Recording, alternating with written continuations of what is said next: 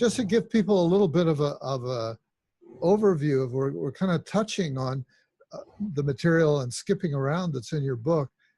You decided to explore empathy in 5 different venues, if you will. Science labs, and you went to some science labs, Yeah. and people who are doing the science studies about empathy, and elementary education settings, and you went to into arts. You looked into theater approaches and so on, and then you go to the justice system, and where is empathy in the justice system, and then you go into forgiveness programs such as those in South Africa. And I didn't realize that there's a big forgiveness program in the state of Maine. Yeah. So, yeah, so there was this, going back to, you described this as a travel, as a journey. And so those are the different venues that you journeyed to. Who would have thought that one would approach it in this way, but that is how you approached it. And what you discovered in the process is a lot of complexity.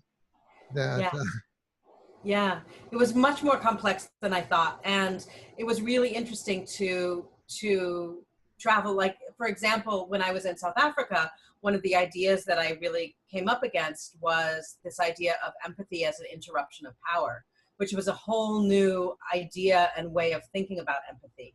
And I had never considered empathy as an interruption of power, but I was there during a time when they were releasing Eugene de Kock, who was the head of Lakplace, which was the apartheid prison, and he was being released on parole. And that would never happen here in the United States. Somebody that was a prime, they call him prime evil in South Africa. Somebody that had committed such gross crimes against humanity was being released on parole, partly because he had shown remorse and helped his victims find the bodies, and partly because the idea was that if he were out of prison, showing empathy for him was a way to reduce the power that he had. Empathy was a way of interrupting his power because it stopped him from being the one bad apple and made everybody complicit. And it was a very interesting idea that we don't have, where we like to demonize our bad guys and say they're the bad ones, we're the good ones, and that's how it works, and that's how it's settled.